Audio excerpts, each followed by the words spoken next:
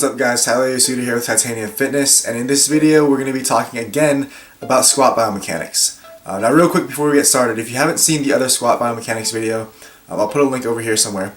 If you haven't seen that, go watch that first because I'm going to be referencing that quite a few times, and it's really not going to make any sense if you haven't seen that one first. Now the topic of the day is stance width, and specifically why it makes sense for the majority of people to squat wider. If you recall from the last video, we talked about minimizing work by minimizing degrees of flexion and minimizing your range of motion, as well as optimizing leverages to minimize the amount of torque that you have to overcome or you have to produce in order to move the weight.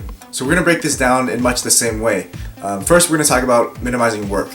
So we know work is force times displacement, and from a powerlifting perspective, it makes sense to limit your range of motion to the bare minimum that would be allowed in competition. Now, obviously, if you are a bodybuilder specifically, or if you're just squatting for whatever other purpose, this might not apply to you as much. But like I said in the last video, I think that the minimum sanctioned depth in powerlifting with your hip crease below your knee, I think that is a pretty good depth or a pretty good guideline for depth even for hypertrophy. So we know that ideally for a powerlifter, we would limit our depth to the bare minimum. So the thing is that even at a high level of powerlifting, a lot of elite level powerlifters, you'll see them sink much further than that, pretty much ass to grass or something close. Basically what's happening there is most of these people that you see squatting that deep at a high level are fairly narrow stance squatters. And just to get an idea of what we're talking about, stand up if you're not already standing, stand up and take a stance about maybe a foot with your heels about a foot apart and squat all the way down as far as you can. Now what you should notice is that you can squat basically ass to grass until your hamstrings come in contact with your calves, and at that point you literally can't go any further. It's physically impossible for you to squat any further down. So basically with your stance narrower, your depth is limited by your morphology. You can't change your morphology, so basically your depth is defined by wherever your hamstrings touch your calves. Now on the other hand, for comparison, try to take a sumo deadlift stance. So even if you don't sumo deadlift that wide, go about as wide as you could with a proper bar. It's going to feel like you're doing the splits basically or something like that. So stand pretty wide and do the same thing. Try to squat down as far as you can. And what you should notice is that you can't get anywhere close to depth, or if you can get to depth, it's not going to be anywhere near as deep as it was before, and your hamstrings certainly will not be touching your calves. What's happening here is basically your depth is being limited by your mobility rather than your morphology. What I mean by that is obviously there's not going to be very many people in the world, unless you're like a, I don't know, Chinese acrobat or something. You're not going to be able to be flexible enough to reach proper squat depth with your stance that wide.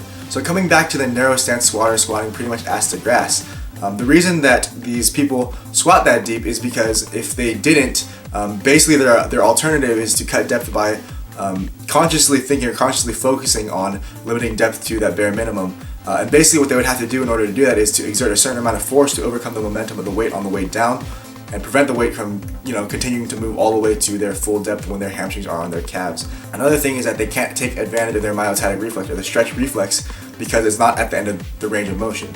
So the two unique advantages you get with squatting wider is that for one thing, you always know where proper depth is because you set your stance width wherever you need to hit proper depth, and that depth that you hit is going to be pretty much the same every single time unless you magically get flexible or more flexible in between sets or in between reps. The other thing is that because your depth is being limited by your mobility rather than your morphology, it allows you to be in a position at the bottom where you can best take advantage of that myotatic reflex, so that out of the hole, as you initiate your ascent, basically what you're doing is getting some sort of spring effect from your muscles in their maximally stretched positions. So the next principle we're going to talk about is optimizing your leverages, or how setting up wider can optimize your leverages so that you don't have to produce as much torque to move the weight. We talked about in the last video how external rotation at your knee, or the external rotation of your femurs at your hip joint, it'll help to minimize the apparent femur length from the side. And basically what that's doing is minimizing your lever arm length to make it so that you can, for one thing, keep your torso more upright, and for another thing, shortening the lever arm makes it so you don't have to produce as much torque at each axis of rotation. So if you take a look at this picture, this is going to be an example of a sort of narrow stance squatter. And as you can see, with a narrow stance, you can externally rotate your knees or your hips. You can open up your femurs basically and shove them out sideways.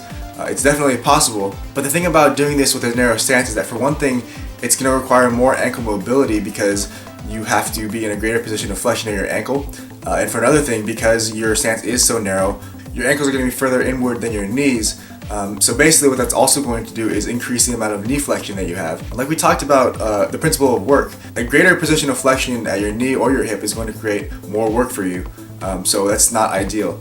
On the other hand, if we take a look at this, a wider stance squatter doing the same thing, externally rotating, getting those femurs out wide. This is more ideal because, for one thing, you don't need the same sort of ankle mobility to achieve this position. And also, you can see with the wider stance, the degree of knee flexion is so much less. So obviously, this is less work at the axis of the knee joint. Additionally, if having a wider stance allows you to more effectively shorten that apparent femur length, then that's also going to shorten that lever arm, making it so that you don't have to produce as much torque at that axis of rotation. So overall, it's making you more efficient. So in practice, what this comes down to is limiting your depth with your mobility rather than your morphology by taking a little bit of a wider stance. And also the fact that a wider stance generally allows you to accommodate that external rotation at your knees or your hips a little bit better than a narrower stance. The one sort of caveat to this whole thing is that generally the amount of benefit you see from this change is going to depend on your relative femur length. Keep in mind, guys, when I'm talking about relative limb lengths, I'm talking about your own limb length in relation to your torso and not so much in relation to other people's limbs. What I mean by that is basically that somebody who has relatively shorter femurs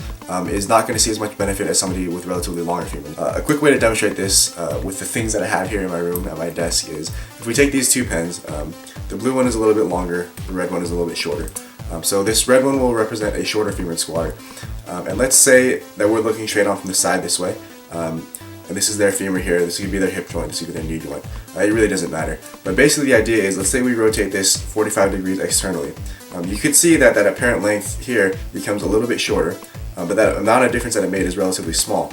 Now if we take the longer femur squatter, or the blue pen, and we do that same degree of rotation, so same 45 degrees of rotation, produces a much greater effect in the apparent femur length.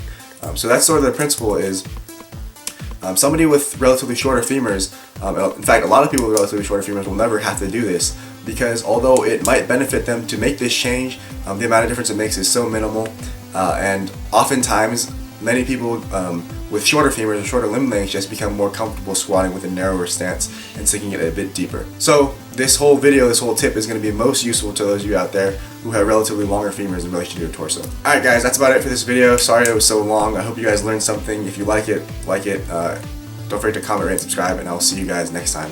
Peace. If you can't pull sumo, you suck in bed. Subscribe to Tytaniumfitness for negative body fat alien swag.